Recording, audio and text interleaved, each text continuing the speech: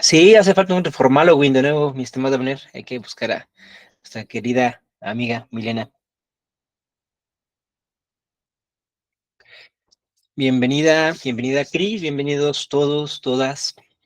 Bueno, pues vamos a, vamos a prepararnos precisamente para este mes porque recuerden que en Halloween, justo en Halloween, 31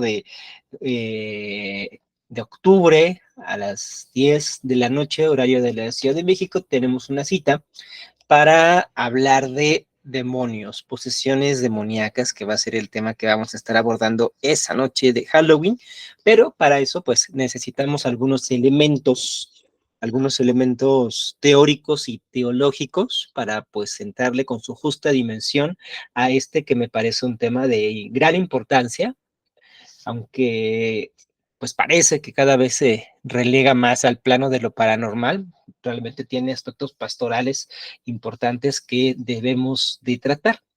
Y al respecto de eso, pues quiero continuar con lo que hemos estado viendo respecto de este trinomio que podemos llamar cerebro, mente, Espíritu Santo, el cual pues tiene un vínculo orgánico para las experiencias carismáticas.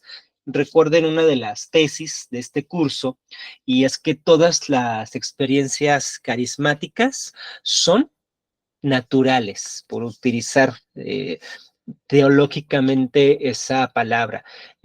Desde la perspectiva antropológica les podría decir son sociales, pero a lo que me refiero son de este mundo, pues no forman parte de otra realidad ultraterrena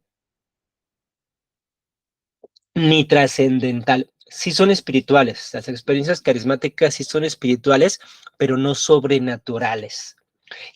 Romper ese binomio de lo espiritual, vincularlo a lo sobrenatural, es importante y me parece un acto de suma responsabilidad de parte de las iglesias y de parte de nosotros los cristianos. Entonces, todo tiene una explicación si le buscamos o si esperamos lo necesario. No podemos mandar al reino de lo indiscernible, lo espiritual, porque únicamente sería fomentar la ignorancia. Voy a compartir la pantalla y vamos a comenzar viendo esto. Me dicen si se ve.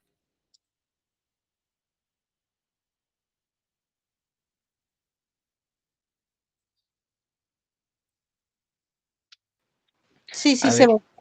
ahí se ve mi pantalla completa o solamente se ve la imagen del PowerPoint. La imagen del PowerPoint, hay que abrirla.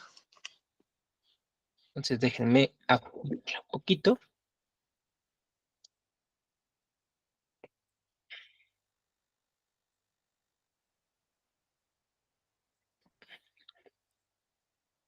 Y va de nuevo.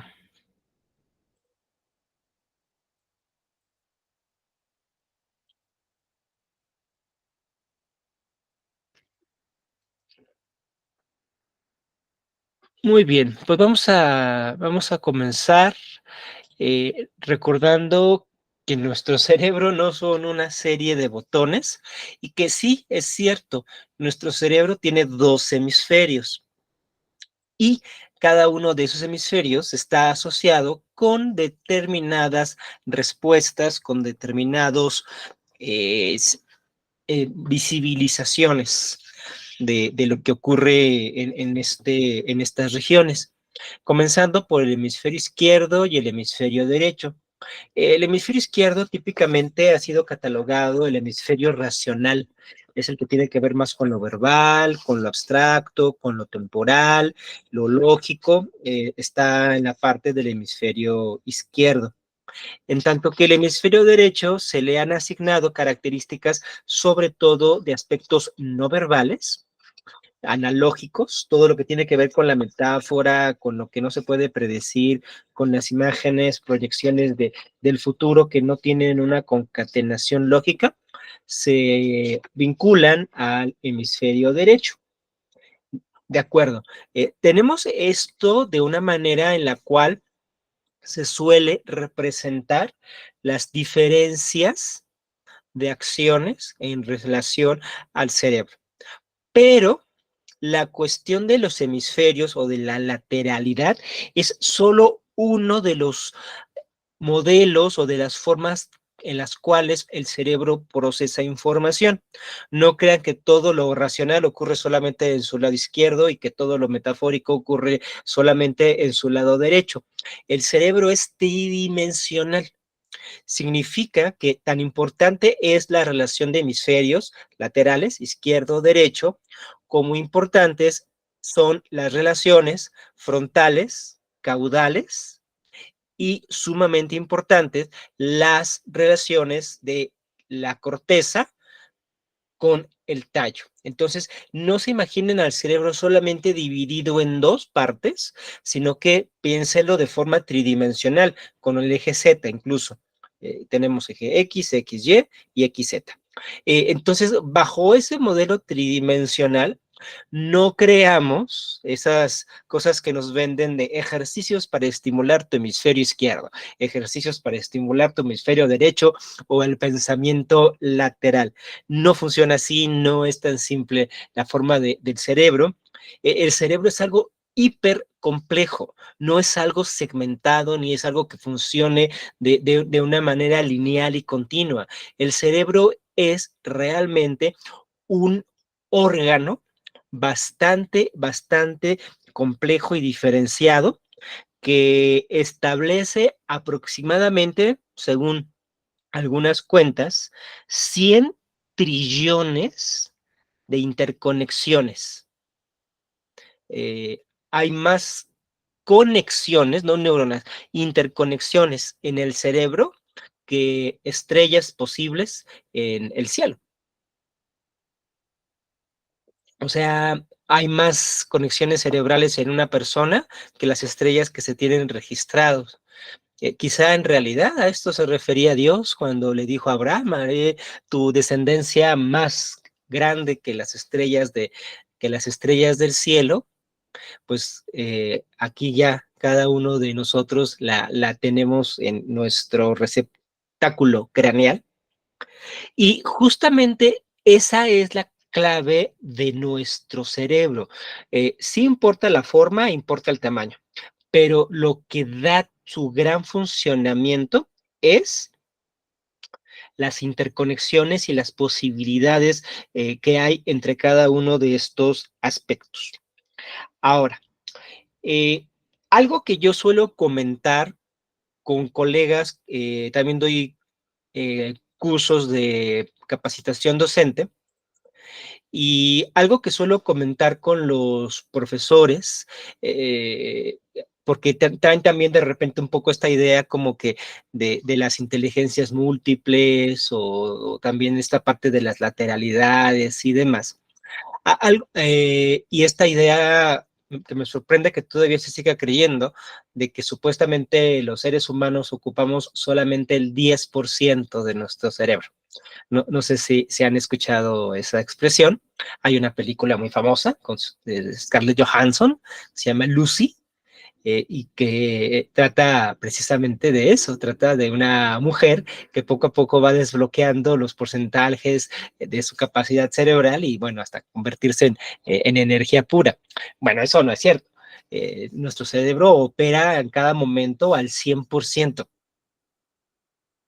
Al 100% porque está vivo, porque está irrigando sangre, porque tiene interconexiones neuronales, porque está regulando el sistema endocrino, porque está haciendo un montón de cosas. Entonces, nuestro cerebro opera en todo momento al 100%, incluso cuando dormimos. Al estar durmiendo, nuestro cerebro no crean que se apaga, nuestro cerebro sigue activo, cambian algunos aspectos, ahorita veremos, entran en juego otro tipo de sistemas, pero nuestro cerebro todo el tiempo está funcionando al 100% de su capacidad. No hay manera de que lo quieran utilizar más o lo quieran utilizar menos, ¿no? El cerebro utiliza toda su energía y todos sus recursos para algo muy importante, para mantenernos con vida. Y lo que le digo a los colegas docentes es que el cerebro está demasiado ocupado manteniéndonos con vida como para que lo andemos distrayendo para cuestiones de conocimiento. En lo que menos se preocupa el cerebro, y lo que más lento lo hace y lo que más distracciones le representa al cerebro es el pensamiento racional. Cada vez que nosotros queremos memorizar, reflexionar conscientemente de algo o ponernos a leer, estamos distrayendo al cerebro de funciones básicas. ¿Como cuáles? Pues todo el sistema hormonal para que estemos bien regulados en nuestra fisiología, el sistema cardíaco, el procesamiento de todo el sistema entérico o el sistema digestivo, mantenernos la columna erguida y coordinar los movimientos que tenemos. Nosotros pues no somos conscientes de ello, pero constantemente estamos pestañeando, estamos respirando, estamos teniendo en nuestras células diversos procesos metabólicos.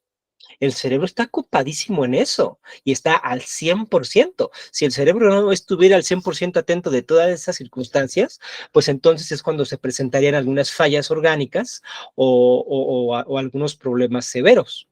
Entonces, créanme que están ocupando su misma capacidad cerebral cuando leen a Hegel que cuando leen a Paulo Coelho. Están utilizando su misma capacidad cerebral cuando escuchan a Beethoven que cuando escuchan un corrido tumbado. ¿Sí? Su cerebro ni más ni menos está ocupando efectivamente siempre todas sus funciones en cada uno de sus momentos. De esta manera, hay que tenerle mucho cariño a nuestro cerebro por todo lo que hace. E insisto, el ponernos racionales, el ponernos lógicos, es lo que más energía le cuesta, lo que más lo distrae y lo que más lento vuelve a nuestro cerebro. Por lo tanto, nuestro cerebro pasa la menor cantidad de tiempo posible intentando ser racional. De otra manera, créanme, no estaríamos con vida. ¿Se imaginan ustedes que van conduciendo su automóvil y de repente ven un bache? Si su cerebro se pusiera racional, o si de repente van conduciendo y ven que una rama del árbol se cae, imagínense que su cerebro se pusiera racional y empezara a hacer cálculos. A ver, yo voy en un móvil que pesa 800 kilogramos y voy a 60 kilómetros por hora. Esa rama que cayó está aproximadamente a 25 metros. Entonces significa que yo tengo que generar una desaceleración mediante mi sistema mecánico. O sea, a medio cálculo ya chocamos. Cuando se cae ese árbol, cuando encontramos ese hueco, damos el volantazo y reaccionamos de forma inmediata. Y la mayor parte de nuestra vida cotidiana estamos actuando así. No estamos actuando de forma racional, estamos actuando de forma instintiva, de forma intuitiva, de forma emocional, de forma automática. E insisto, qué bueno. Si reflexionáramos cada una de las cosas que hacemos, ni siquiera nos podríamos mover. Y entraríamos un poco en lo que fue la aporía de Euclides, no sé si la recuerdan. La aporía de Euclides dice que si Aquiles quiere alcanzar una tortuga que salió pocos segundos antes que él, Aquiles siendo el personaje más veloz, nunca podría alcanzar a la tortuga, porque para llegar a donde se encuentra la tortuga tendría que recorrer un espacio de A a B, pero para poder llegar de A a B hay un espacio intermedio, entonces primero tendría que llegar a la mitad. Pero para poder llegar a la mitad de A a B, tiene que llegar primero a esa otra mitad. Y para llegar a esa otra mitad, primero tiene que llegar a esa otra mitad, y así te vas hasta el infinito, de tal manera que Euclides dice, pues Aquiles en realidad ni siquiera podría moverse. Esa aporía de Euclides representa muy bien los límites del pensamiento racional, porque si por cada una de nuestras acciones reflexionáramos completamente, nunca haríamos nada, nos quedaríamos paralizados. De hecho, a muchas personas que tienen algunos trastornos de conducta, de comportamiento, que se quedan así, ¿no? No es que procrastinen, es que no pueden decidir, es que no son capaces de tomar decisiones, no son capaces de levantarse de la cama, pues se encuentran en esa sobreracionalización. ¿Y qué pasa si me paro? ¿Pero qué pasa si no me paro? ¿Y qué me voy a vestir? ¿Y qué voy a hacer? Y después de que me levante, ¿hacia dónde me voy a dirigir? Y te quedas piense, piense, piense, piense, como Aquiles tras la tortuga, recorriendo la mitad de la mitad de la mitad de la mitad, y no te puedes mover. Ese tipo de trastornos pues requieren un tratamiento que desbloquee el sistema automático, que es el que nos hace levantarnos cada día en la mañana y poder abrir la puerta de nuestra casa y poder salir. Si nos la pasáramos haciendo cálculos eternamente, no podríamos ni siquiera actuar. Entonces, hay que, vamos a decir así, desestructurar. No me gusta mucho el término de construir porque creo que ya está demasiado manoseado y ya no tiene mucho sentido cuando se utiliza. Lo peor que ha pasado con la deconstrucción es que se volvió edificante, porque ahora te deconstruyes para ser mejor persona, para ser mejor hombre. O sea, deconstrucción significa destrucción, derribar, pero de alguna manera el mercado contemporáneo ha convertido la deconstrucción, que significa destruir, en algo que es edificante para tu vida. No lo entiendo. Bueno, entonces hay que desestructurar la idea que tenemos de que somos seres racionales. Humberto Maturana, que era biólogo, él nos recordaba que somos mamíferos, pertenecemos a los cordados, tenemos sistema nervioso.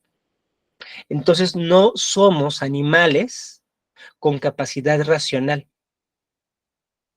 Somos seres emocionales que tienen algunas facultades racionales. Pero lo primero que necesitamos para poder existir en este planeta es la sobrevivencia, regular nuestro organismo, tener alimento, buscar dónde comer. Todas estas cuestiones exquisitas que yo sé que nos encanta tanto, de poder leer enciclopedias y de poder escuchar música a profundidad, son un extra. No es realmente algo que sea lo que nos ha mantenido con vida en nuestra especie. Lo que nos ha mantenido con vida en nuestra especie no es la capacidad de pensamiento, sino que es la capacidad de supervivencia, y así seguirá. Bueno, entonces, eh, no crean que entonces ustedes tienen que estar constantemente en su hemisferio izquierdo siendo lógicos, analíticos y matemáticos. Funcionan de forma, vamos a llamarle así, paralela. Y esto es cierto. Ustedes recordarán sus clases de secundaria de física cuando nos enseñaban los circuitos en serie y los circuitos en paralelo.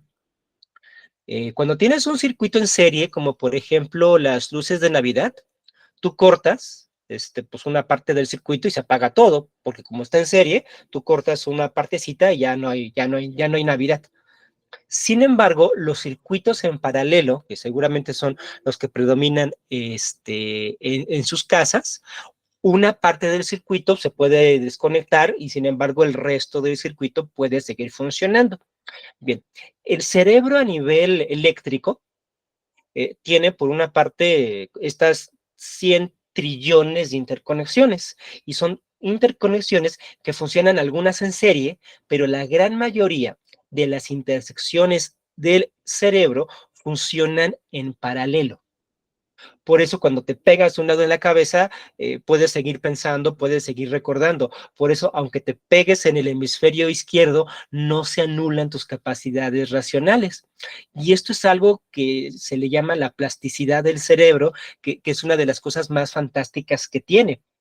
Si el cerebro en alguna parte de las estructuras, de las regiones que se han encontrado que tienen alguna función, ya sea del habla, de la visión, de la memoria, etcétera, se llega a lesionar o se llega a dañar, otras regiones u otras partes del cerebro pueden suplir esa función con ciertos límites y a cierto grado, desde luego, pero a lo que voy con todo esto es que no crean que el cerebro es una cine de botones y, aquí está la razón, aquí está la creatividad, aquí está la fe, aquí está Dios. No, el cerebro funciona del siguiente modo, de forma coordinada y alternada. Es una bella paradoja, porque coordina aspectos de sus diversas regiones, pero de forma alternada, a veces en el hemisferio izquierdo, a veces en el hemisferio derecho, pero se coordinan y no crean que cuando están ocupando su hemisferio derecho, su hemisferio izquierdo se apaga, no, todo sigue funcionando, únicamente que la actividad o los eventos neuronales se dirigen a cierta región. Pero bueno, continúo presentando. Ahí están viendo aún mi presentación, ¿verdad? Perfecto. Creo que ya le voy agarrando la onda a esto. Ahora, me dicen, por favor, si cambia de diapositiva. ¿Ya cambió? Ya cambió. Bien, esto también un poco para recordar cuál es la geografía del cerebro. Cada hemisferio tiene su correspondiente lóbulo, es decir, los lóbulos vienen por pares.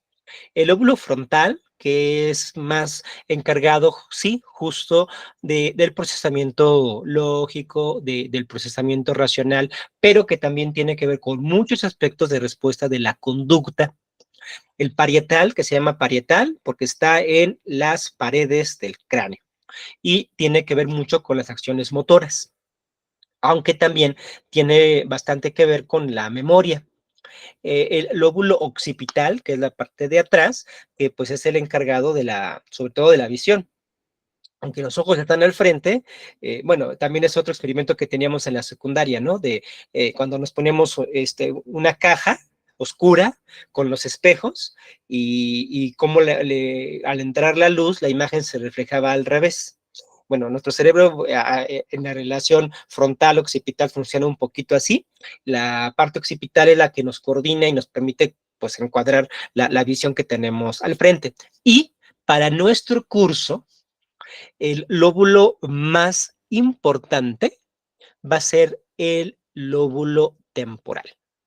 El lóbulo temporal va a ser el más importante porque justamente la relación que tiene el lóbulo temporal con eh, la parte de lo que se le suele llamar sistema límbico, la parte del tallo y además pues ya directamente la conexión con el resto de la espina es clave para las visiones, las audiciones, el don de lenguas, las convulsiones, la sensación vestibular de vuelo, la presencia de ángeles o de demonios.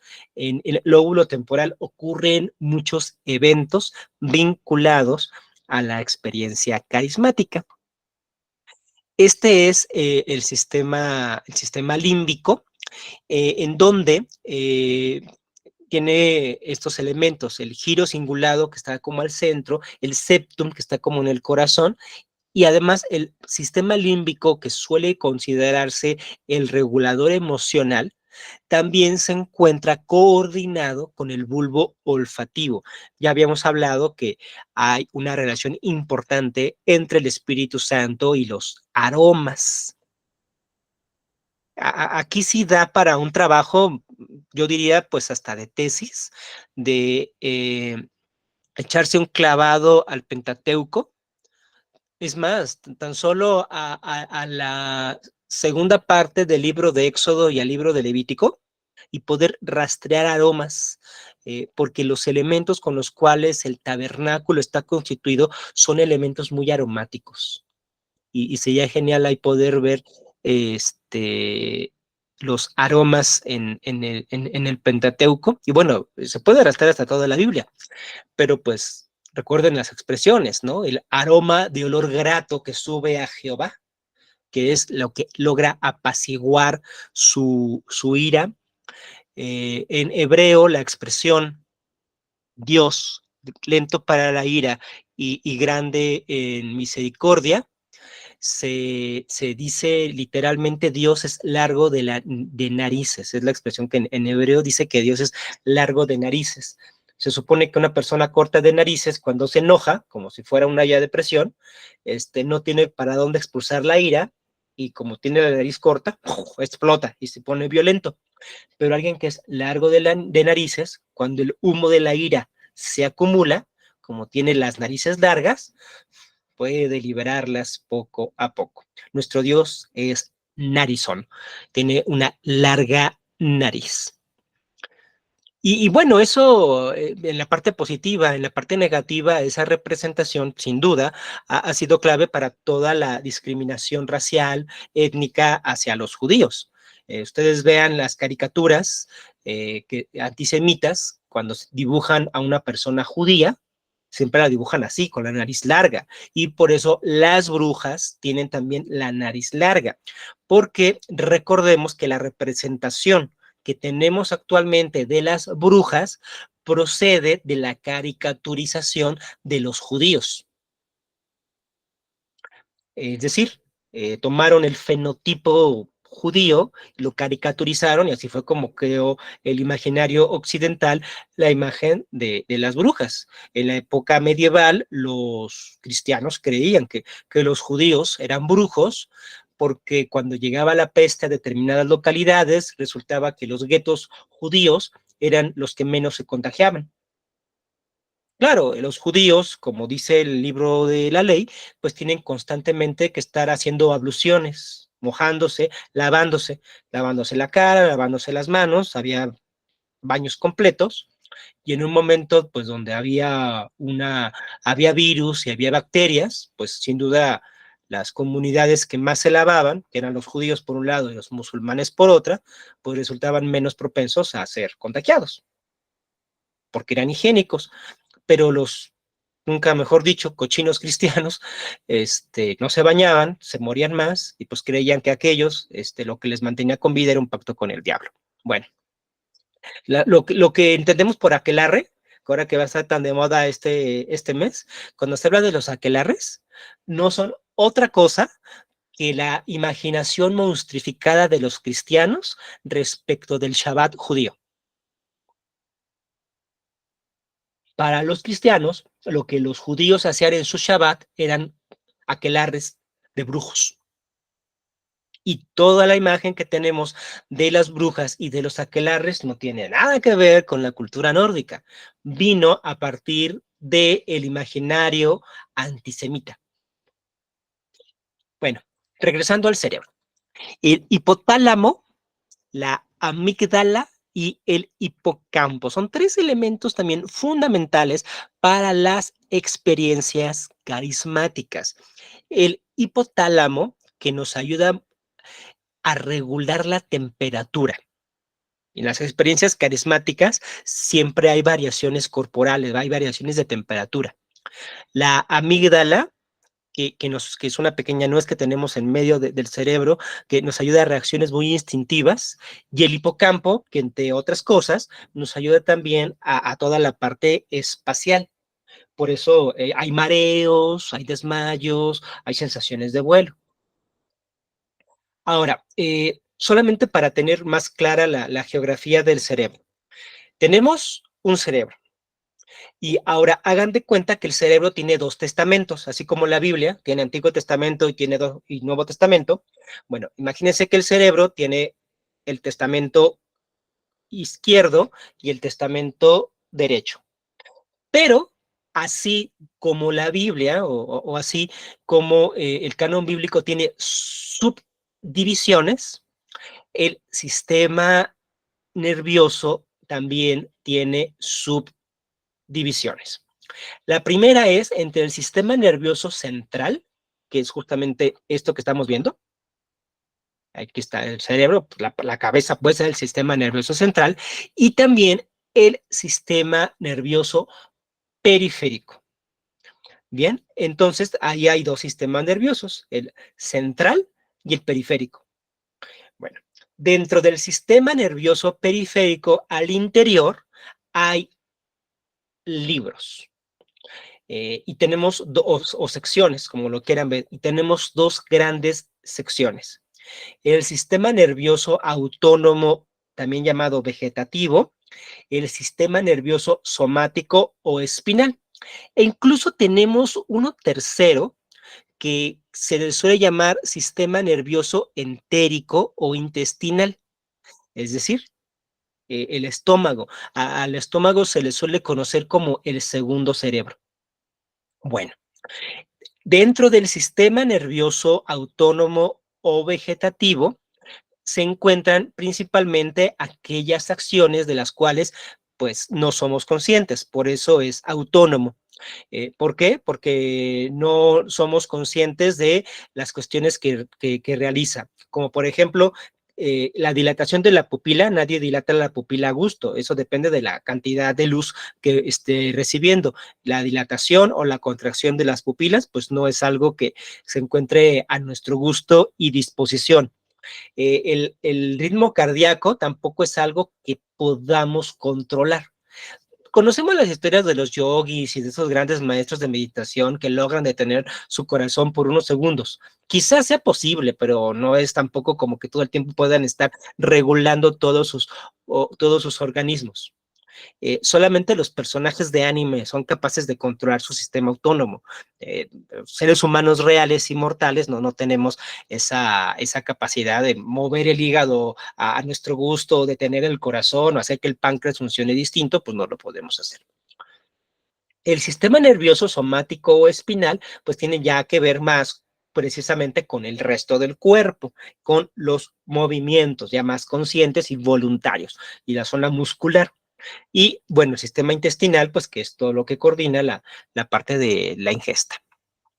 Ahora, dentro del sistema nervioso autónomo, si piensa en el cerebro como un canon, el canon bíblico tiene testamentos, el canon bíblico tiene, cada testamento tiene secciones, cada secciones tiene libros, cada libro tiene capítulos y cada capítulo tiene versículos. Algo así es el cerebro. Entonces, ahora estamos de lo que es el cerebro o el sistema nervioso general, dividimos el sistema nervioso central y periférico. Dentro del sistema nervioso periférico estamos dentro del sistema nervioso autónomo, y dentro del sistema nervioso autónomo hay dos capítulos: el sistema nervioso simpático y el sistema nervioso parasimpático. El sistema nervioso simpático es el que nos mantiene alertas, es el que cuando nos ladra un perro nos hace salir corriendo, es el que regula la adrenalina, el que está a cargo de los reflejos y las reacciones, de las cuales pues nosotros no somos conscientes. ¿Sí? Cuando escuchamos un sonido muy fuerte, como acto de reflejo tratamos de protegernos. Eso no lo hacemos de forma consciente. Y por supuesto, el movimiento visceral. Todo eso que nos logra mantener alertas es de lo que se encarga el sistema nervioso simpático. Cuando estamos así como que sin poder dormir porque tenemos una crisis de ansiedad o estamos en una situación completa de alerta, pues es el sistema nervioso simpático que simpático se pone y no nos deja dormir. Hay quien dice que el sistema nervioso simpático es, sobre todo, ha evolucionado para buscar la supervivencia de la especie. ¿A qué se refiere con eso? Se refiere a que este sistema nervioso simpático coordina aquellas respuestas, acciones y conductas necesarias para poder caminar sobre la tierra, huir de los enemigos, tener adrenalina para poder actuar, tener reflejos por algo que pueda haber en el entorno. Y después nos podemos pasar al sistema nervioso parasimpático, que coordina sobre todo aquellas acciones de reposo. Es el que se encarga del sueño, de la digestión, de los nutrientes, todo el metabolismo y del crecimiento celular. Es muy discreto. El sistema nervioso simpático, o sea, cuando te rugen las tripas por una emoción muy fuerte o cuando tienes un reflejo, ahí está, digamos, como muy proyectado hacia afuera. El sistema nervioso parasimpático es más discreto y es el que está en el sueño, en el proceso metabólico, el que permite el crecimiento celular. Hay quien dice que el sistema nervioso parasimpático ha evolucionado con el objetivo de buscar la supervivencia del individuo, es decir, los procesos internos de nuestro organismo. Cuando dice Isaías ante el trono celestial: ah, Señor, que soy muerto, porque siendo hombre pecador he visto con mis ojos al Señor. Ahí se le activó el sistema nervioso simpático, completamente la alerta, el miedo que sintió el profeta Isaías cuando se enfrentó ante el trono de Dios. Fue una respuesta de huida. Pero Jacob, durmiendo tranquilamente con una roca como almohada allí en la ciudad de Luz, a la que luego le llamará Betel, tuvo esa visión de esa escalera que conectaba la tierra con el cielo en un sueño. Es decir, activándosele su sistema nervioso parasimpático. ¿Qué significa eso? Que Dios está presente en todo nuestro sistema nervioso.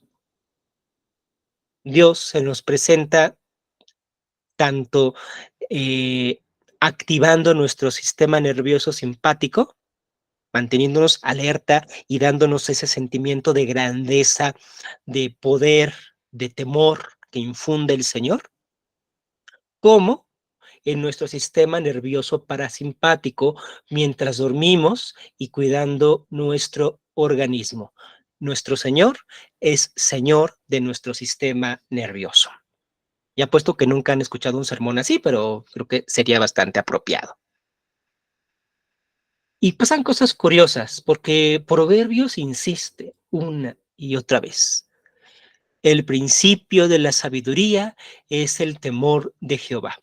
¿Y saben cuál es el error exegético que hay ahí? Es un error exegético a causa del mercado, porque nadie quiere vender a un Dios que cause miedo. Todos quieren vender a un Dios amoroso, un Dios que causa pasión, alegría, un Dios que te da miedo. Pues eso no vende, y qué horror. Mi Dios no da miedo, ¿no? Afortunadamente yo soy calvinista, entonces yo no tengo ningún tipo de recelo de entender que Dios realmente puede tener un lado bastante oscuro. Y Proverbios, cuando dice el principio de la sabiduría es el temor de Jehová, se tiene que hacer desde una exégesis simpática. Pero el mercado hermenéutico y homilético actualmente interpretan la expresión de Proverbios de forma parasimpática, porque nos dicen: no, no es que Dios dé miedo, como dicen los abuelitos, no hay que tenerle miedo, hay que tenerle respeto. No, así dicen los abuelitos con los cables de luz. A la electricidad no hay que tenerle miedo, hay que tenerle respeto.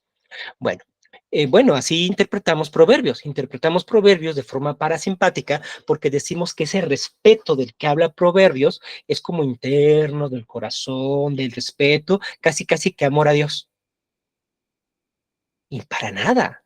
La forma de entender ese pasaje en el contexto correspondiente es de forma simpática. El principio de la sabiduría, si es que tengas terror de Jehová, porque es el creador del universo, porque como dice Eclesiastés y luego dijera Soren Kierkegaard, él está en el cielo y tú estás en la tierra y te ve. Entonces, al encontrarte con Dios, sí tienes temor, terror, quieres huir. Y así tendría que ser, pero hay una tendencia muy interesante en esta hermenéutica, que podemos llamarle hermenéutica parasimpática, de que todos los eventos de encuentro con Dios que están de forma simpática, de alerta, de huida, generando adrenalina en la Biblia, se interpretan ahora muy posmodernamente solamente como asuntos internos y de la conciencia.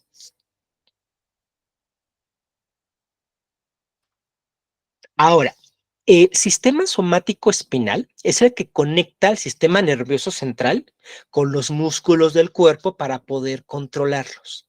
Entonces, cuando se te pide alza las manos para recibir al Espíritu, o vamos a danzar en el Señor y te pones a bailar, o pueblos todos, batid las manos y te pones a aplaudir, o te pones con el pañuelito, te pones a remolinear, Todo eso es una acción del sistema nervioso somático. Cuando te arrodillas para orar o cuando te postras en tierra para orar, ahí es el sistema nervioso somático.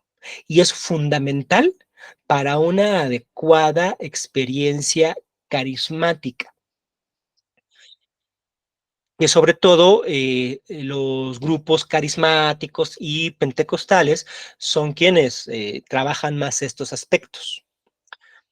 A mí me causa conmoción y siempre lo he dicho, no es nada que no haya dicho desde algún púlpito. En mi iglesia presbiteriana tenemos dentro de nuestro himnario coritos de Marcos Witt, de Miguel Casina, y está aquel de quiero levantar mis manos. Y entonces ustedes pueden ver a la iglesia, a la congregación presbiteriana con su himnario, mirando con la cabeza hacia abajo y diciendo, quiero levantar mis manos, quiero levantar mi voz. Y nadie está realmente levantando las manos, ¿no? Alguien que de repente alce las manos ahí como que hasta se le ve raro, porque mientras los pentecostales levantan las manos para poder recibir al Espíritu Santo, los presbiterianos solo levantamos las manos para votar en nuestras reuniones congregacionales. Pero no es para un vínculo directo con el espíritu. Los pentecostales y los movimientos carismáticos milenaristas a lo largo de la historia han logrado expresar el encuentro divino a partir de su sistema nervioso somático o espinal, a partir del movimiento del cuerpo consciente y voluntario, tal cual está en los salmos. El postrarse, el aplaudir, el levantar las manos, el danzar, todo eso es algo que es muy importante para poder recibir al espíritu. Ahora, dentro de la experiencia religiosa, como les he dicho, es fundamental el sistema límbico porque regula las acciones emocionales. Y el sistema límbico en esta respuesta emocional está muy vinculado al sistema nervioso entérico e intestinal.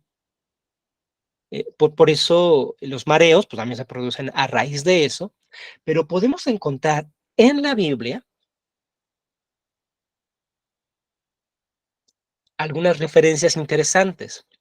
Ya hemos mencionado del aroma del olor grato a Jehová, que se vincula con los alimentos. El comer cambia, sí, cambia radicalmente las emociones. Eso lo sabe perfectamente Snickers, con la campaña de comete un Snickers. Después de que comes, ya se tranquilizan, tienes otra respuesta emocional. Este vínculo de estómago y emoción está muy presente en la Biblia. La Pascua, pues que era una cena, era una comida. Cuando estabas triste, pues no podías comer carne. Recuerden ustedes a Daniel, a sus amigos en Babilonia, que precisamente no quisieron emocionarse mucho, no quisieron ponerse felices, estaban tristes por el cautiverio en Babilonia. Y una de las maneras en la que demostraron esa tristeza fue negándose a comer carne, para que justamente no tuvieran esa respuesta emocional que provocaba la carne. Ahora, eh, esta parte del sistema nervioso autónomo, que como recordemos es parte del sistema nervioso periférico, vean esto que les acababa de decir, cómo el cerebro y en general el sistema nervioso funciona de manera coordinada y alterna. Es decir, en el sistema nervioso y en el cerebro tenemos regiones opuestas, pero coordinadas. Por ejemplo, el sistema nervioso parasimpático contrae la pupila, porque es justamente cuando hay mucha luz, cuando estás en alerta. Cuando estás en alerta tienes la pupila contraída porque tienes que ver, tienes que estar buscando afinar la mirada para poder ver algún enemigo o ver si algo te acecha.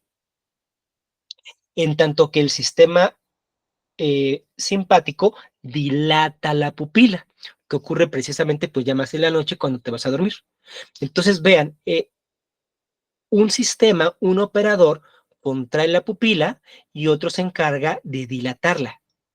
No es como si fuera el mismo, solamente un agente que baja la palanca y sube la palanca. No, son dos distintos. El parasimpático contrae la pupila, el sistema simpático la dilata.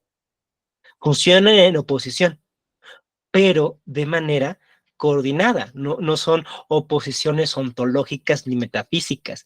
No es dualismo. Nuestro sistema nervioso no es dualista, sino que es coordinado. Una parte, el sistema nervioso parasimpático, reduce el latido cardíaco, y en tanto que el simpático acelera el impulso cardíaco. Cuando se reduce el latido cardíaco, es por el sistema nervioso parasimpático. Cuando se acelera, es por el sistema nervioso simpático. Uno contrae los bronquios, otro los libera. Es importante, y a nivel teológico, es importante comprender esta relación coordinada y alternada de nuestro sistema nervioso. ¿Por qué? Porque voy a ser muy insistente en que la fe, la experiencia carismática, el encuentro con Dios no es racional, no es argumentativo ni discursivo. Tiene un carácter más instintivo, intuitivo y emocional, pero no es racional.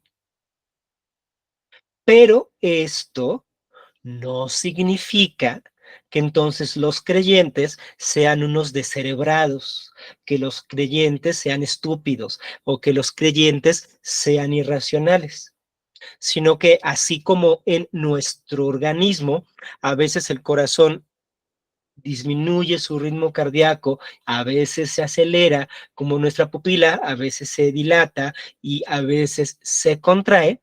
La experiencia humana a veces echa mano de una profunda razón y a veces también tiene una situación emocional.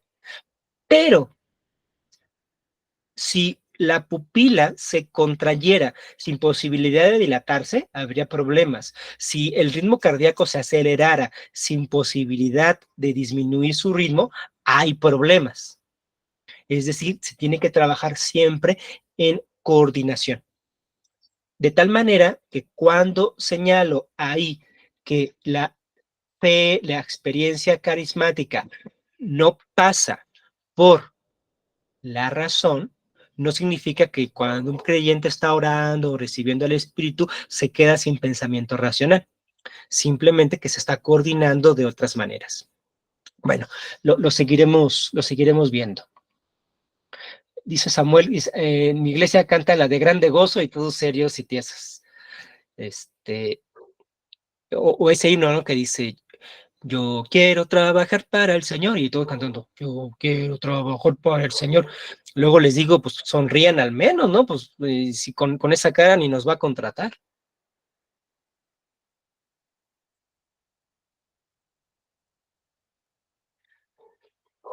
¿Ya cambié mi diapositiva?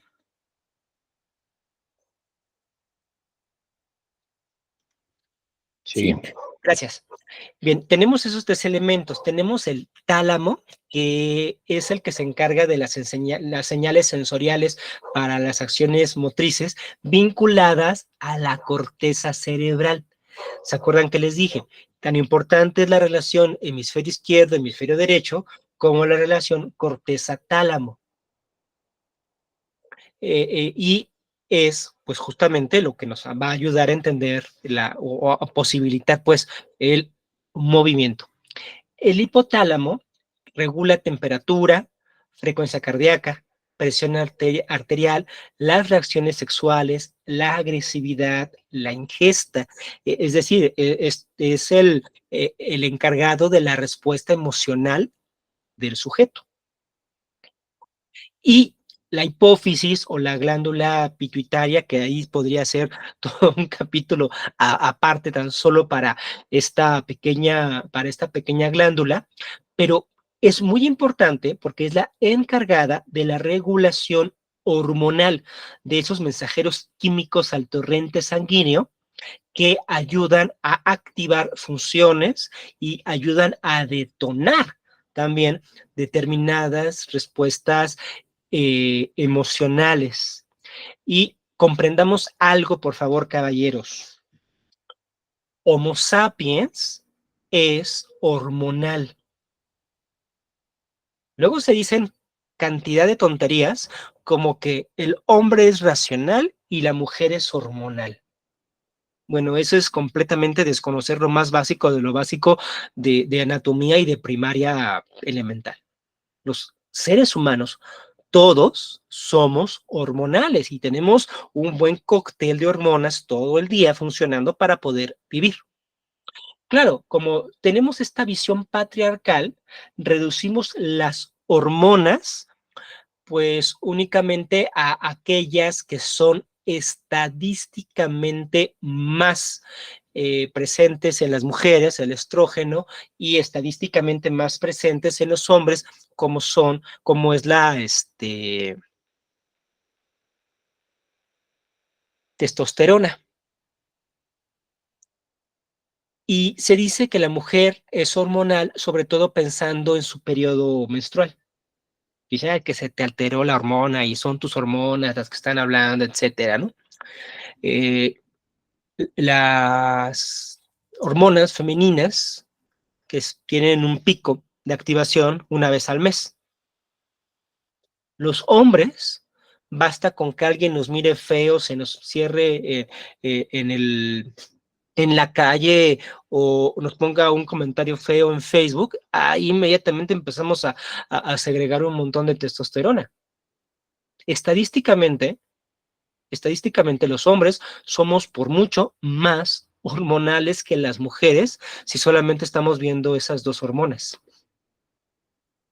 Por eso las reacciones violentas, las reacciones agresivas que suelen predominar en el caso de los hombres, no una vez al mes, en cualquier día del año, en cualquier hora del día, en cualquier momento, en cualquier temporada. Pero más allá de eso, todos somos hormonales. Y qué bueno, de verdad. Las hormonas son la clave de nuestra salud. Por eso es parte de los chequeos médicos que se suelen hacer.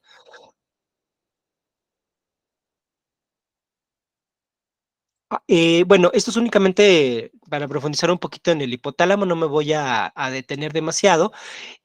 Lo únicamente quiero que vean cómo el hipotálamo se vincula tanto con el sistema nervioso parasimpático como con el sistema nervioso simpático. Y vean estos elementos que están aquí y noten cómo son elementos que están presentes cuando hablan en lenguas, cuando tienen visiones, cuando hay posesiones demoníacas, cuando hay experiencias extracorporales, cuando hay ensoñaciones. Reducción de la frecuencia cardíaca, que es algo que muchas veces pasa en estados de meditación profunda. Bueno, todo lo que tiene que ver con la circulación sanguínea, bueno, pues se modifica también cuando estás en trance. La temperatura corporal. Por supuesto que también hay una modificación en la temperatura corporal, ya sea que se ponga fría la persona o que incremente su temperatura corporal dependiendo por lo que esté atravesando. Los ritmos circadianos o de sueño. Hay por eso personas que tienen visiones de Dios cuando están muy alertas o personas que tienen visiones de Dios cuando están soñando. Y del lado lateral de la estructura del hipotálamo tenemos también ahora el aumento de la frecuencia cardíaca. También logra ocurrir que la frecuencia cardíaca aumenta después de estar danzando, después de estar en una visión, te aumenta mucho la frecuencia cardíaca, aumenta la presión arterial, da hambre, y eso hasta el mismo Elías le pasó, tuvieron que bajar ángeles a alimentarlo, y toda la parte del equilibrio y de los temblores. Cuando las personas empiezan a temblar o empiezan a perder el equilibrio, también trabaja el hipotálamo. Sí, también logra involucrarse el lóbulo temporal. por eso también se habla de la epilepsia del lóbulo temporal, pero no todo temblor, no toda convulsión visible es epilepsia. Eso es clave entenderlo porque ya no estamos en la Edad Media, cuando se pensaba que toda persona que tuviera epilepsia se encontraba endemoniada por la manifestación que tenía. Hoy cambia un poco la cosa porque ya no se creen demonios en términos generales, entonces cualquier temblor ahora se vincula con epilepsia. No es cierto. Constantemente y a lo largo de nuestra vida llegan momentos donde presentamos temblores hasta por temperatura, por nervios en menor o en mayor dimensión. Y bueno, eso por supuesto que también pasa durante las experiencias carismáticas. Entonces, si en un culto pentecostal alguien pierde el equilibrio y comienza a temblar, no es que necesariamente sea epiléptico. Simplemente lo que está ocurriendo en su cerebro, que sí incide, por supuesto, el lóbulo temporal, pero también el resto del sistema límbico y la activación del hipotálamo, pues es lo que estamos viendo ahí.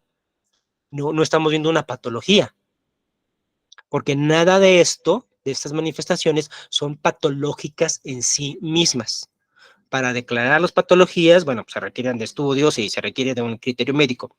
Que de repente aumente tu temperatura corporal, que de repente aumente tu ritmo cardíaco, que de repente disminuya, o que de repente te pongas a temblar, no implica ninguna patología per se.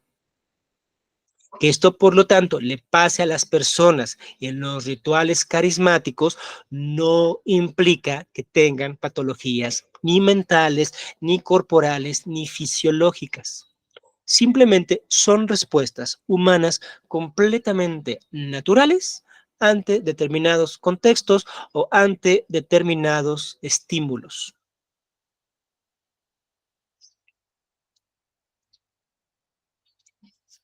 Estos son los principales estudios que se utilizan para el cerebro. Como les decía, todo es muy eléctrico. Es el PET, que es también conocido pues como la tomografía, que se llama el SPECT, que es otro tipo de tomografía, pero ya computarizada, la famosa resonancia magnética y los electroencefalogramas. ¿Por qué es importante tener en consideración esto? Porque los diversos experimentos que se han logrado hacer con algunas personas que presentan determinadas experiencias carismáticas, suelen ser estos los estudios que se le aplican. Ahora, quiero que vean un poquito la imagen de la resonancia magnética. Ustedes ven puntitos de colores que se ven así como morados. Esos puntitos de colores, ¿qué indican? Pues indican que en determinado momento, en determinado estímulo, en determinada situación o determinado evento neuronal, allí hay, digamos, una sobrecarga eléctrica. No es que sea muy grande, simplemente se iluminó más porque pues ahí hay un proceso eléctrico de mayor relevancia. Si se ve coloreado, entiendo que es porque adrede pues, meten un químico que precisamente se puede rastrear,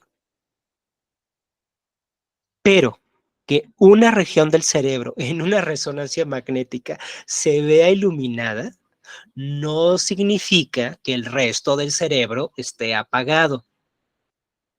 Simplemente está ahí mostrando pues, un pico de actividad eléctrica, nada más. El resto del cerebro sigue funcional. Por eso, cuando dicen, claro, es que las personas cuando oran se les ilumina determinada región del lóbulo temporal, no significa que la persona se vuelva estúpida y mientras esté orando esté dejando de pensar y únicamente esté de todo su cerebro activándose esa región de su lóbulo temporal. No, significa únicamente que hay un piquito ahí y tan tan. El resto del cerebro sigue funcionando, sigue operando con normalidad. Eh, por eso, no hay que esperar, como se tiene algunas ideas que se derivan de ciertos pues, contextos New Age, Carlos Castaneda, el Ginsberg y otros tantos, no hay que esperar o no hay que creer que hay personas más iluminadas que otras, porque a partir de la New Age, como la New Age, esa naranjada, como le llamaba Harold Bloom, utiliza pseudociencia y utiliza lenguaje técnico y lenguaje físico y cuántico, etcétera, para sus ondas. Ahora se cree que cuando se habla de iluminación, es como si en una resonancia magnética de pronto todo el cerebro se ilumine. Y claro, te enseñan una cosa así y te dicen, mira, es que cuando estás consciente solo utilizas el 10% de tu cerebro, ¿ves esa manchita? Solamente es lo que estás utilizando de tu cerebro en estos momentos, pero te invito a abrir las puertas de la percepción, te invito a desarrollar el tercer ojo, te invito a que hagas esta meditación para que entonces todo tu cerebro se ilumine. Si eso pasara, yo creo que nuestro cerebro se quemaría, no lo sé, no se puede. Eh, cuando se habla entonces de iluminación, no crean que se refiere a que los seres humanos mortales y mundanos tenemos nuestro cerebro apagado con algunos pequeños destellos y que solamente esas personas que han reflexionado bajo la higuera de Buda logran hacer que todo su cerebro brille. O que los grupos indígenas, ¿no? Los grupos indígenas desapegados del capitalismo, de la moneda y de los valores corruptos de Occidente, al no estar enajenados por la televisión y por el reggaetón, son capaces de desarrollar muchísimo más su cerebro y alcanzar otro nivel de conciencia. No, les aseguro que eso no pasa y no va por ahí la cosa. A ver, aquí me quiero detener un poquito para ver si hay preguntas, comentarios de esto que estoy comentando. David Alfonso dice si se puede controlar las experiencias carismáticas. Algunas sí, algunas no. Miren, es una buena pregunta. Antes de seguir respondiéndole a David, sí, Almendra, les voy a compartir según yo tendría que estar en carpeta, déjenme revisar, pero les comparto este documento con estas láminas que les estoy presentando. A ver, generalmente y de forma más regular, la segunda bendición del don de lenguas se obtiene de una manera muy consciente, muy forzada, porque ha pasado lo que Max Weber llamaba la rutinización del carisma. A los pentecostales les pasó eso, el carisma se rutinizó. Esto significa que pues ahora el recibir el don de lenguas es un asunto burocrático, porque para ser parte del grupo de alabanza o para aspirar al ministerio, a veces hasta para ser ujier, pues tienes que tener evidencia del don de lenguas. Por supuesto, implica que se pueda fingir, eso sin duda. Y sí, el balbuceo, el se puede falsificar de una manera muy sencilla. Pero todo lo que pasa durante el don de lenguas, eso no se puede falsificar. ¿Qué pasa durante el don de lenguas? A reserva de que lo veamos ya con detalle. Cuando ocurre el don de lenguas, creo que de los eventos más relevantes es que por una parte se acelera el ritmo cardíaco, pero por otra parte disminuye la presión arterial. Hay una contradicción importante ahí, precisamente es lo que causa los mareos, o que sientas ese sudor frío, o el famoso calor en el pecho. Bueno, eso no se puede controlar. La aceleración del ritmo cardíaco durante la glosolalia, pues eso no se puede controlar de ninguna manera. Se puede controlar la parte externa del balbuceo, chalalalala, pero el evento neuronal no se puede controlar. Ahora, para los usuarios de lenguas que ya llevan mucho tiempo hablando en lenguas, que se suele activar de manera pues ya automática, porque sí, aunque lo intentes y lo busques de forma consciente, cuando llegas al nivel del trance, ahí sí ya tú pierdes el control. O sea, probablemente si tuviste que hacer tu ayuno, recuerden que el sistema entérico está vinculado al sistema nervioso periférico, por eso es importante los ayunos. Cuando hiciste tu ayuno, cuando hiciste la constante repetición de tus oraciones, probablemente tuviste desaferentaciones, es decir, los vínculos directos de tu organismo con el mundo exterior los cortaste a nivel visual, auditivo, o estás en un frenesí colectivo. Cuando llega el momento real del trance, cuando entras en el trance, por más que tú conscientemente hayas buscado los escenarios y los momentos, cuando llega ese momento, ya no eres capaz de controlarlo. Y entonces vienen las lenguas, viene la risa, viene el llanto, vienen los desmayos y las personas no lo pueden controlar. Hay testimonios de eso por todas partes. Personas reporteras que se meten en un culto carismático pues para ver de qué se trata y reportan. En cuanto llegó el predicador y me tocó la cabeza, yo también caí en el suelo revolcándome de risa, porque no se pudo controlar, porque ahí, digamos, son funciones del sistema nervioso autónomo. Y en un evento de culto pudiéramos decir pues, parasimpático, ¿no? Porque está en una alerta constante. Eso no se puede controlar. Sin embargo, después de pasar constante o frecuentemente por ese tipo de experiencias, poco a poco sí hay una cierta capacidad de control de ello. El caso muy claro, pues son de las lenguas. Sí, este tartamudeo que me sale a mí automático,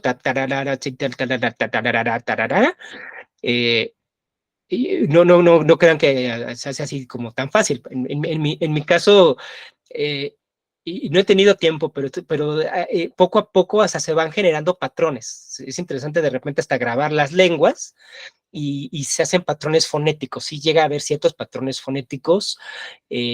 Se suponía que no, y cuando iniciaron, pues es que los lingüistas no encontraban ningún tipo de patrón, pero sí hay algunos patrones con las lenguas.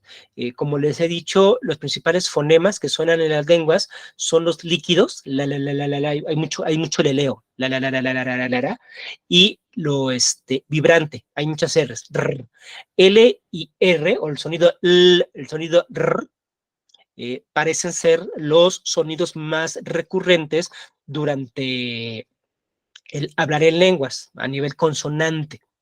A nivel vocal suelen ser muchos sonidos guturales.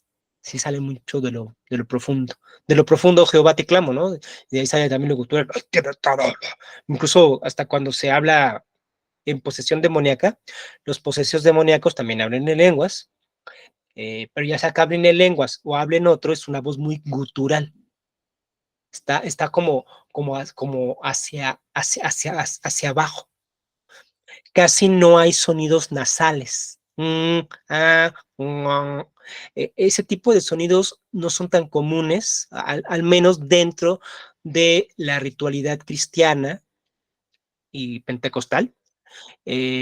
Son más los sonidos líquidos, vibrantes, guturales para este tipo de eventos. Claro, cuando el cuerpo instintivamente los va pronunciando, después conscientemente los puedes ir aprendiendo.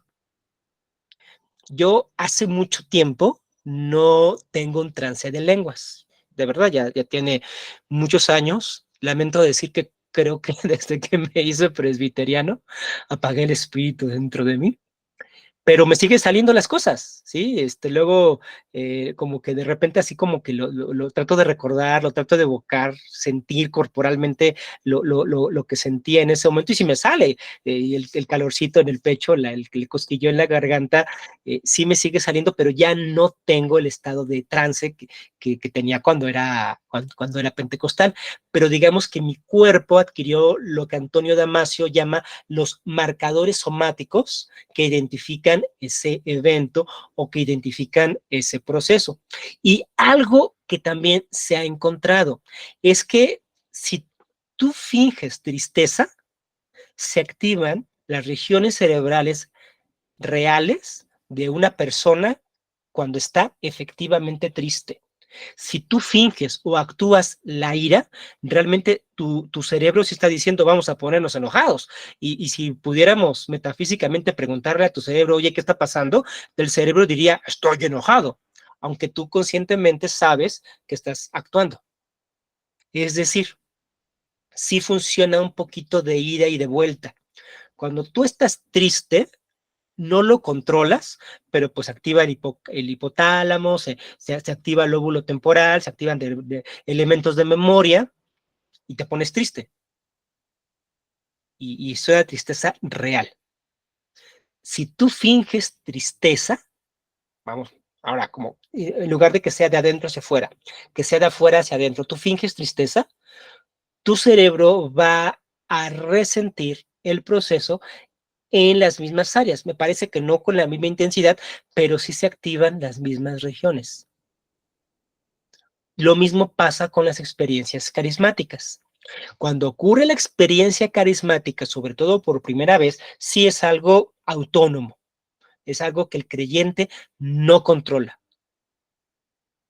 Pero una vez que ocurre, el cuerpo puede reconocer el caminito y andarlo de vuelta.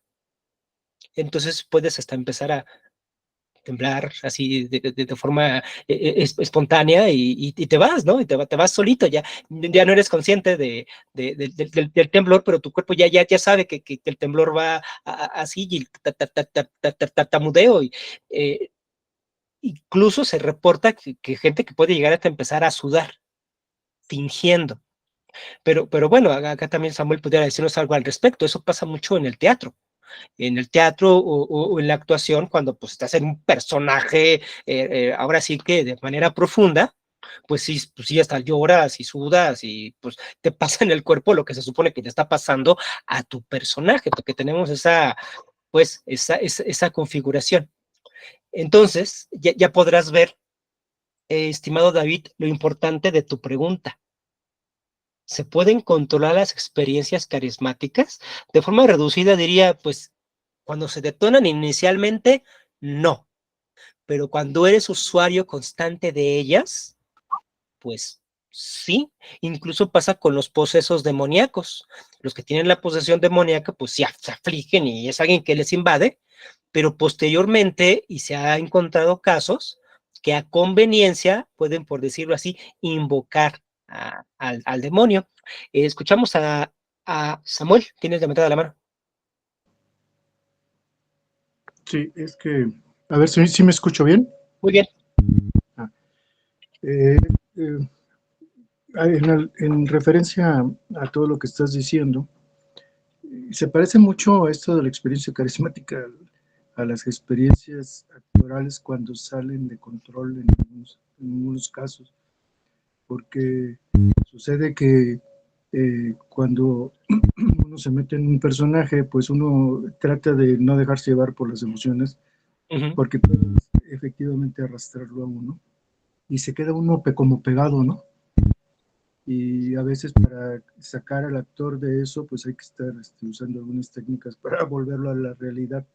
Entonces se parece mucho, y siempre que te oigo hablar de esto, me hace recordar un módulo de trabajo que nosotros le llamábamos gibberish, que tiene que ver con un lenguaje inventado en el cual se crean escenas y se puede uno comunicar, aunque no diga nada. Y es verdaderamente asombroso cómo uno puede entenderse solamente por el puro matiz, sin que uno diga nada.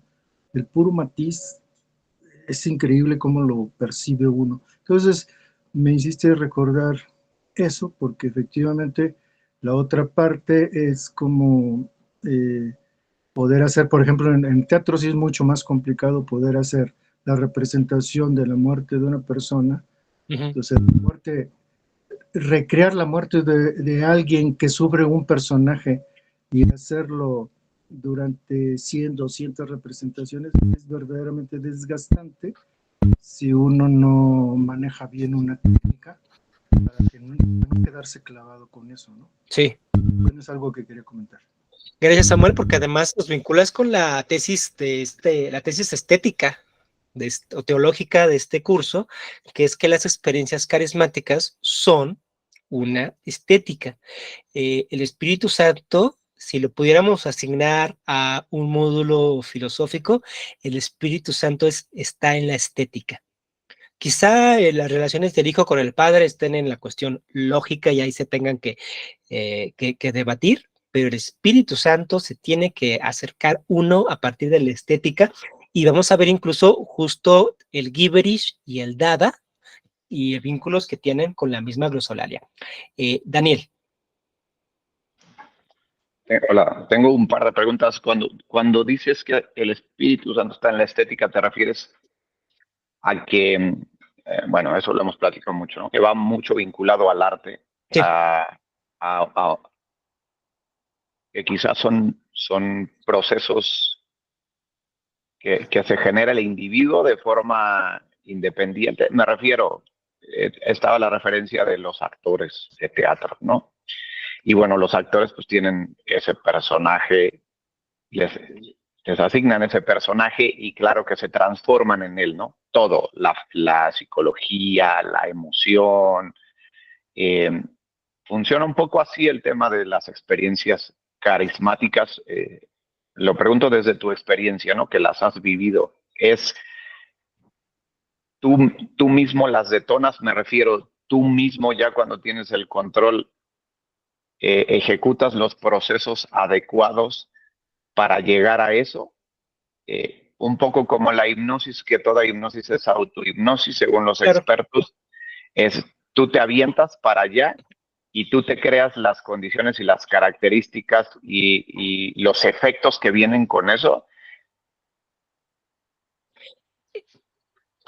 Somos, en cuanto a lo estético y a lo carismático, somos seres colectivos. En la individualidad esto no sale. Sí, desde el aislamiento físico. Y muchas veces el aislamiento físico es fundamental para que esto ocurra. Pero aún Juan en Patmos estaba conectado a su red social y todos los referentes que hace son de su cultura y de su sociedad. Aún los anacoretas más distantes físicamente se encuentran influenciados por su sociedad. En este sentido, las experiencias carismáticas siempre requieren de este aspecto colectivo. Es algo que sabemos desde Emilio Durkheim en las formas elementales de la vida religiosa, cuando hablaba él de la efervescencia colectiva, que es parte de lo que acá estamos tratando. Entonces, se requieren de referentes sociales y de referentes culturales, porque para empezar, la idea de Dios no surge espontáneamente en los seres humanos. Es algo que se aprende, es algo que tiene que ver con la socialización y todo lo que significa, por ejemplo, algo tan complicado como el Espíritu Santo, solo se obtiene desde la socialización, desde las comunidades. Por eso también esto se los digo aquí sí solamente de forma empírica, no tengo algún estudio al respecto, pero de forma empírica sí les puedo decir que hasta el mismo don de lenguas sí se socializa. Bueno, de hecho, mi director de tesis, ya mencionado Carlos Garma, hablamos de él la semana pasada, él tiene un capítulo en su libro Buscando el Espíritu que se llama La socialización del don de lenguas, aunque él no refiere a lo que yo voy. Cuando hablo de esto, es que depende de tu comunidad, son las manifestaciones vocálicas, fonéticas del don de lenguas. Yo recuerdo mucho que en mi iglesia se iniciaba con una R. Cuando alguien empezaba a hablar en lenguas, iniciaba con vibrante. Pero visitando otras iglesias pentecostales, cuando también venía el proceso de hablar en lenguas, iniciaban más con sonidos vocálicos. Felicitas Goodman, lo vamos a ver en su momento, lo que ella encontró es que de hecho se detona con una vocal. Ella dice empieza con vocales. Yo sí encontré, al menos en la comunidad donde estaba, que aunque venía una aspiración, realmente era una consonante la que detonaba la presencia de las lenguas, y uno diría, bueno, pues es que se están imitando entre sí. sí, uno no duda de los imitadores, pero no es tan fácil tampoco. Les digo, es que no es tan fácil imitar las lenguas y los procesos. Y se puede percibir, ¿no? Cuando pues es algo que es más, pues que está ocurriendo. Si es genuino, insisto, no porque sea sobrenatural, son procesos completamente naturales. Bueno, entonces, en ese sentido se requiere de un grupo, se requiere del colectivo que te enseñe cómo, porque si es pedagógico también, tienes que irlo aprendiendo. Dice Eliezer, en 15 años no he escuchado a nadie con un don real. Depende mucho las comunidades, digo, hay muchos casos en donde por supuesto que sí se da. Dice, desde el punto de vista de las escrituras, en Pentecostés las lenguas se refieren a idiomas. Es correcto. En Hechos capítulo 2 no hay glosolalia, sino genoglosia. Son idiomas, pues que son idiomas que existen. Y están clarito ahí al final del capítulo, ¿no? Los partos, los edomitas, los egipcios, los del otro lado del Jordán, todos les escuchamos hablar en nuestro idioma las maravillas de Dios. Se refieren a idiomas reales, pero en Corintios 14 sí es glosolalia. Por eso dice el apóstol, ustedes se pueden hablar eso y alguien llega, pues van a creer que están locos, porque ahí sí era una glosolalia real, ahí sí era el balbuceo. Y en el Antiguo Testamento veremos, también hay bastantes guiños a ese tipo de balbuceo, que es muy común, que se presente no solamente en la Biblia, en muchos lados. Almendra.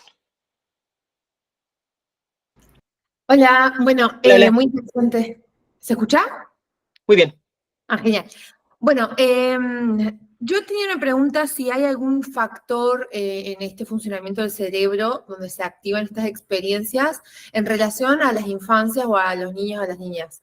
Por experiencia personal, me pasó en un campamento, o sea, es como me acuerdo posteriormente analizando todo esto de clave muy experiencial y diciéndole a la psicóloga como no, siento que no me puedo, no me puedo sacar a Dios de adentro, esa era mi sensación, pero por experiencias que tuve de niña, y digo, eso altera algo del funcionamiento, te predispone a cierta psicosis o experiencias no tan, o consecuencias no tan positivas de eso, como también supe otras experiencias que son muy lindas o muy, muy bonitas, muy acogedoras, muy de mucha luz, no sé cómo ponerle nombre, Claro, pero claro. son cosas gratificantes, pero los aspectos negativos. ¿Y hay algo de eso en las infancias o algún estudio, o bueno, vos de tus investigaciones, que me puedas como orientar? Bien, en cuanto a las infancias, se trabaja muy poco porque básicamente para poder analizar eventos neuronales en las infancias sí se requiere que sea por alguna cuestión médica, porque ya sea por cuestiones éticas, sociales, pues no se pueden meter tan fácil a los niños al laboratorio para hacer experimentos y que bueno, ¿no? Ya no estamos en la época de Piaget al respecto. Si Piaget hubiera sido neurobiólogo, no solamente biólogo, quién sabe qué hubiera pasado. Entonces, por eso es difícil como tal acceder, pero sí hay testimonios. Vamos a empezar, ¿no? Desde la misma Biblia, ¿no? El Salmo que dice, de la boca de los niños y de los que maman, perfeccionaste la alabanza. Entonces, este reconocimiento de balbuceos infantiles, el va, da, muy, muy glosolalia, con la alabanza, ya ahí está en la Biblia. O sea, sí, los hebreos sí hablaban en lenguas. En el Antiguo Testamento sí se hablaban de estas lenguas inconexas, no estructuradas. Y también lo que sí se sabe es que muchas veces, eso sobre todo para los que trabajan con trastornos de lenguaje de los niños, hay determinados momentos donde los niños pueden llegar a hacer tartamudeos, donde los niños pueden llegar incluso a presentar catatonismo o se les puede dificultar el habla, pueden pasar por ese tipo de experiencias. Sí las hay y sí las pasan. Ahora, Claro, es que si vemos de repente a alguien tartamudear, y más cuando son niños, cualquier cosa que los niños salga de la norma, siempre tenemos una mirada demasiado severa desde los adultos y muy patologizante. Pensamos inmediatamente que es un trastorno, pero no siempre es un trastorno. A veces puede ser por la misma euforia o por la misma alegría. La alegría, la viveza del sentimiento también nos hace convulsionarnos, retorcernos, brincar, tartamudear, sudar. Y esto sí lo manifiestan mucho los niños. Entonces, de respuesta inicial, ojalá me alcance ahorita el tiempo, porque creo que la forma en la que termino la sesión puede responderte un poquito más, Almendra. Sí lo presentan, y no es necesariamente malo.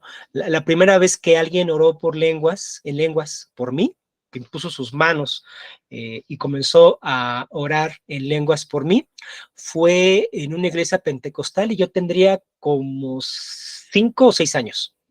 Y fue la hija del pastor. La maestra de escuela dominical dice, aquellos que hablen en lenguas, por favor pongan las manos sobre algún compañero y oren por él. Y yo recuerdo, la hija del pastor puso sus manos sobre mí y comenzó a hablar en lenguas. Y en ese momento yo me acuerdo, o sea, el recuerdo, como todo recuerdo, sí, quizá construido y matizado por el tiempo, pero yo siempre recordé ese evento con mucha paz. O sea, sí era una niña que estaba ya lareando, pues, pero no, ni que me causara extrañeza, burla o miedo o algo, para nada. Lo que yo sentí, al contrario, fue por una parte paz y por otra parte agradecimiento, porque justamente yo sentía que estaba haciendo algo bueno por mí. No entendía qué era, pero yo decía, pues está intentando hacer algo bueno por mí. Entonces, sí, se manifiesta también en los niños. Lo que sí es cierto, que comenta con mucha certeza Eliezer, es que sí hay un abuso indiscriminado de las lenguas. ¿Por qué? Porque se ha burocratizado. Porque si tú necesitas hablar en lenguas para tener un cargo en la iglesia, pues vas a tener que fingirlas en algún momento. Si tú necesitas hablar en lenguas para que te consideren ya parte de los elegidos, pues vas a tener que provocarlas en algún momento. Entonces sí, por eso también suele en algunos nichos haber exacerbación de la glosolalia, pues porque es la manifestación social, porque sin eso no tienes el sello distintivo. En el caso de Maffe Walker, esta mujer que dice que habla con alienígenas y demás, ahí es más un gibberish. O sea, lo que ella hace con sus sonidos inconexos es más un gibberish, no es como tal don de lenguas, porque además no está en estado de trance. O sea, cualquier cosa que tú puedas decir, estamos hablando y te pones a hablar así, pues no estás en trance, estás de forma consciente. Es únicamente pues el gibberish, el aleo que se puede provocar. Almendra, a los 6. Sí, es que los que crecimos en entornos pentecostales, pues desde niños empezamos a ver este tipo de manifestaciones. Y sí, Samuel, cuando menciono que el espíritu o que la neumatología es una rama de la estética, sí tiene que ver con las relaciones de Wittgenstein, pero también con lo que mencionaba Theodor Adorno. Ya llegaremos en su momento, pero sí va por ahí. A ver, continúo para desahogar lo que quiero compartirles hoy. Miren, existe esto que se llama modelo del lóbulo temporal. Si ya llegaron a Newberg, ya se lo habrán topado. El modelo del lóbulo temporal para las experiencias carismáticas nos dice que precisamente este es el lóbulo más importante para todos estos tipos de manifestaciones, porque además de que el sistema límbico coordina la parte emocional, el sistema límbico también nos ayuda a tener un sentido del yo, porque marca tiempo, marca espacios y marca límites. Cuando se pierde el tiempo, el espacio, el límite, es cuando empezamos a sentir la identidad medio distorsionada. Y algo fantástico, por eso les decía que esto de sistema hay que ponerle entre comillas, algo fantástico del sistema límbico, es que de hecho, y en su forma regular, en su forma operativa, no es como tal un sistema, es un antisistema, porque tiene fenómenos eléctricos transitorios abrumadoramente constantes. El sistema límbico es altamente proclive a anomalías vasculares. O sea, se le llama sistema porque hay elementos incorporados, pero no funciona como un relojito o no funciona como un ordenador.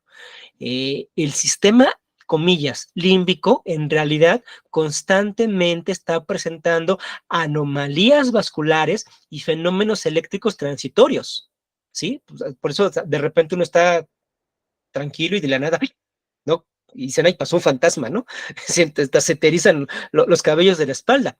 Pues porque ahí hay una serie de irregularidades eléctricas constantes que van generando todos estos tipos de cosas que pueden escalar hasta audiciones o alucinaciones, cuando ves cosas que no están ahí, o cuando escuchas cosas que no están ahí.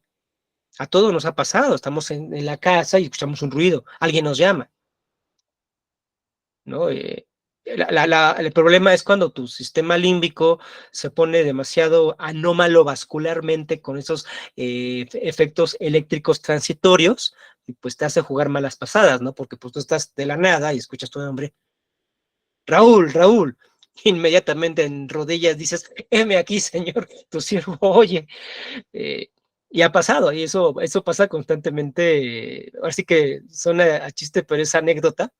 Y pues bueno, a los cristianos, pues esto nos pega muchísimo porque si escuchamos nuestro nombre, inmediatamente ya estamos esperando la voz de Dios, pero le pasa a todos. Y también en este sistema límbico hay fusión de membranas celulares al por mayor, que es justamente lo que pasa con la epilepsia psicomotora o la epilepsia consciente. Recuerden que cuando hablamos de epilepsia, estamos hablando de un espectro, si no, no es una patología diferenciada. La epilepsia es un espectro. Michael Persinger ha sido el principal promotor de este modelo del lóbulo temporal para las experiencias carismáticas, entre otras cosas porque logró hacer algunos experimentos al respecto. Perdón, Adelante, adelante. Raúl, pero creo que estás hablando de algo que en la diapositiva no está. ¿No ven que dice Parece que es modelo del otra. lóbulo temporal? No, dice estudios Gracias, gracias. cuantitativos del cerebro. Gracias, Muchas no cambió la gracias. diapositiva. Qué bueno que me dicen. Sí, gracias. Les agradezco. A ver, ahora sí ya ven modelo del lóbulo temporal. No, ahí se fue. No, ya se fue. ¿Cómo? ¿No se ve? quitó. No se ve. A ver. De hecho, sí, sí ya, se vio por unos segunditos y se quitó. sí, ya me marcó un error. A ver, otro intento. ¿Ya se logra ver? No. No se ve. Voy a compartir pantalla completa, yo creo que va a ser lo más fácil.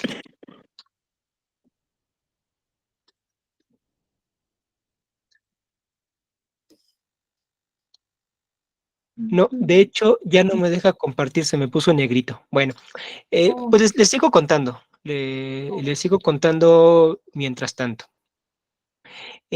Michael Persinger ha sido el que principalmente ha trabajado este modelo del lóbulo temporal para poder entender las experiencias carismáticas, precisamente por estas características que tiene. Tiene muchas alteraciones fisiológicas, eléctricas, vasculares. Es demasiado inestable. Capaz que tendríamos que estar hablando del antisistema límbico, porque lo que más presenta es una profunda inestabilidad.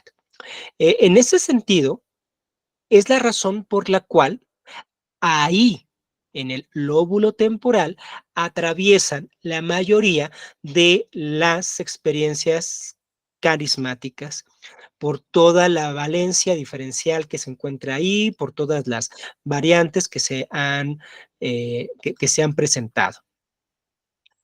Y en ese sentido, dentro de este mapa que nosotros vimos del cerebro en su momento, pudiéramos hacer la recapitulación. Tenemos nuestro sistema nervioso central, sistema nervioso periférico, es decir, todo lo que somos. Después tenemos el hemisferio izquierdo y tenemos el hemisferio derecho dentro del sistema nervioso central. Y cada parte de estos hemisferios tiene sus respectivos lóbulos, el frontal, el parietal, el temporal y el occipital. Ahora, tenemos también, después del sistema nervioso central, tenemos el sistema nervioso periférico que coordina pues el resto de las reacciones del cuerpo.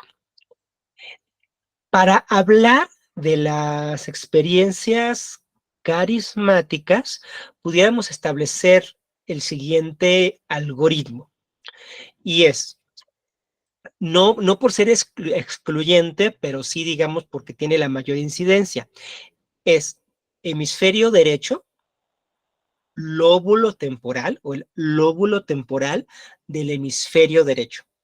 Es el más involucrado. Tenemos también el hipotálamo para toda la regulación corporal de las respuestas. Hay un vínculo muy palpable entre la santidad y el erotismo. De hecho, la santidad es una erótica y en el libro de Levítico aparece de manera muy palpable, ya sea para bien o para mal. Y el hipotálamo precisamente regula ambos aspectos, ¿sí? Tanto las partes corporales y de paz, de emoción y de regulación de temperatura, como las respuestas sexuales. Y algo muy, muy crítico que le pasa a algunos creyentes es cuando en medio de lo que entienden es un momento de mayor santidad, el bautizo del Espíritu, una profecía o una visión, al mismo tiempo tienen o sienten una excitación sexual.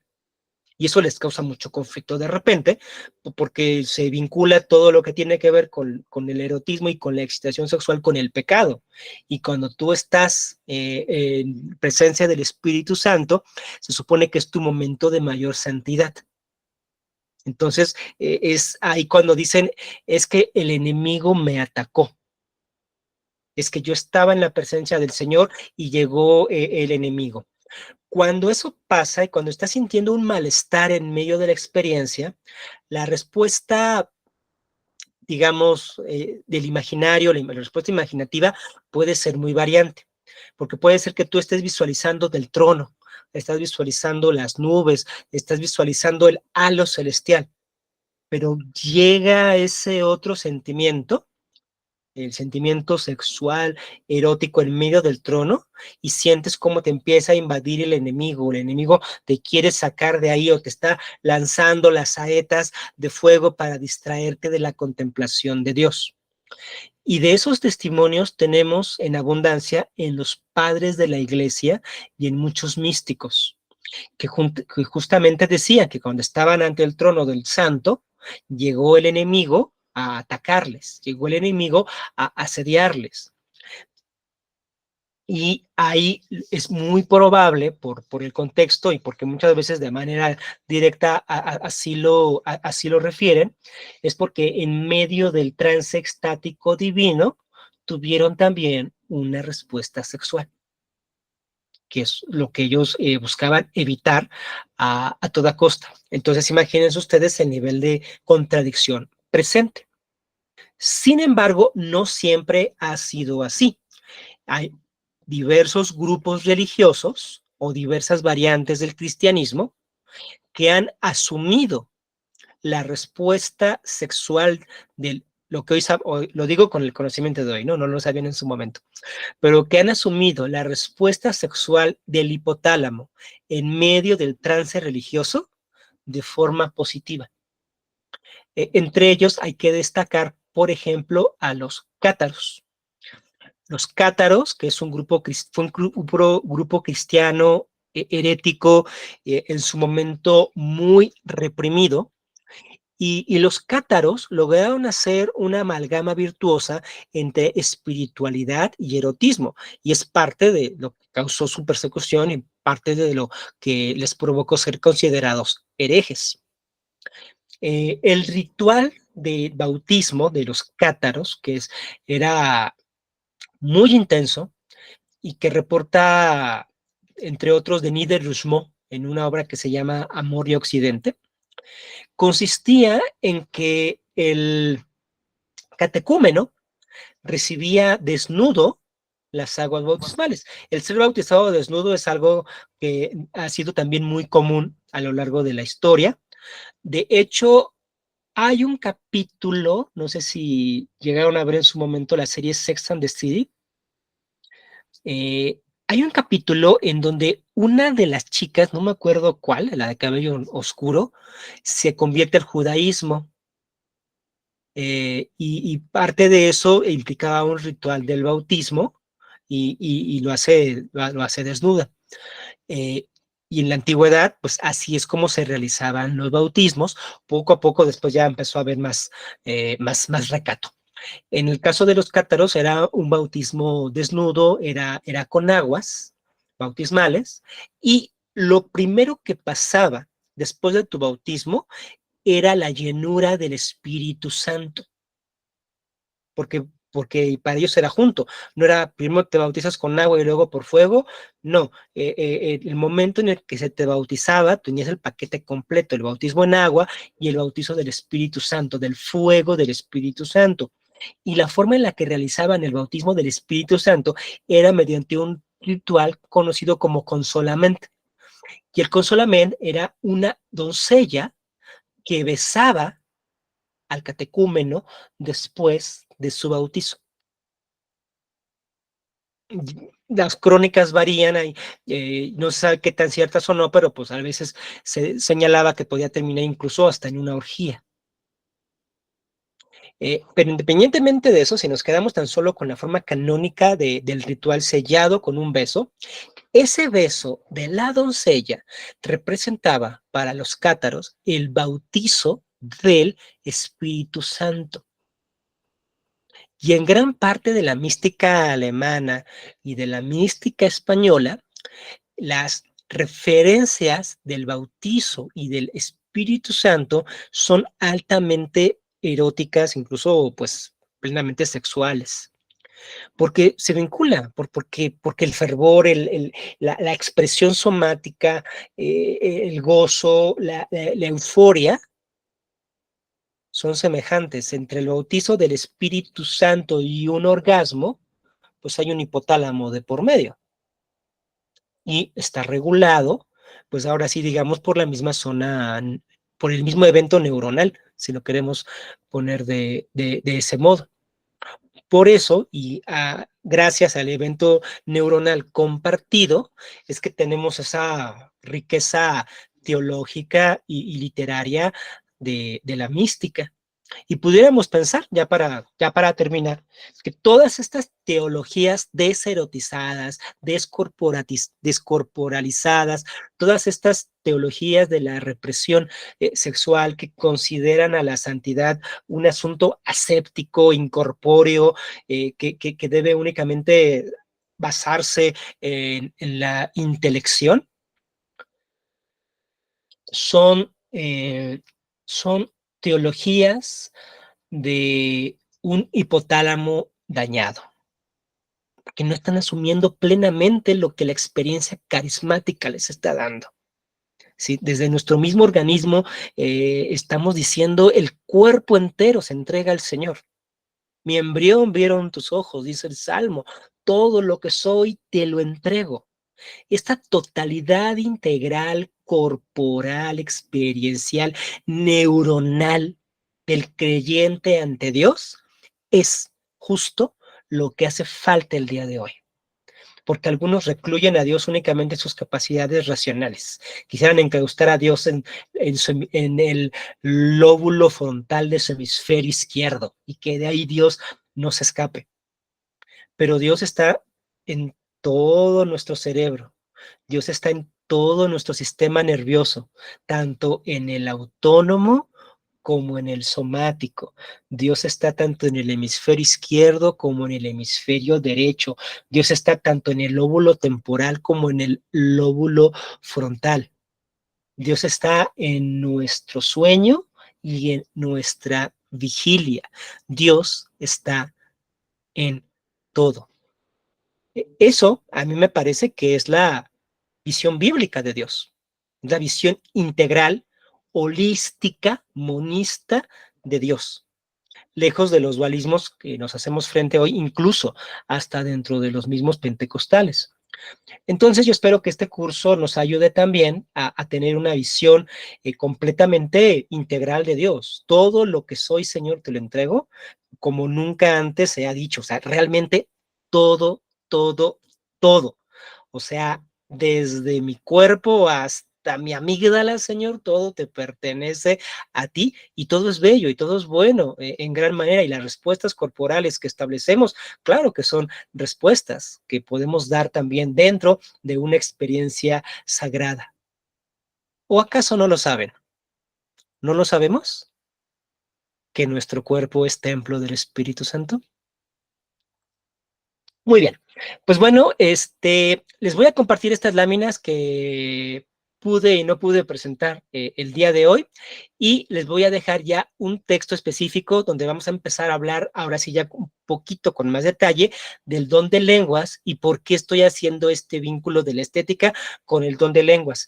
Quiero desahogar don de lenguas lo que resta del mes para que justamente en Halloween podamos pasar a el siguiente tema de las posesiones, que me parece, insisto, necesario que lo tratemos. Bueno, pues muchísimas gracias, les hago llegar esos materiales y la grabación tendrá que estar disponible en carpeta en unas horas. Nos vemos. Gracias, adiós. Gracias. Bye, bye. Muchas gracias. Saludos. Ustedes, muchas gracias. Bye.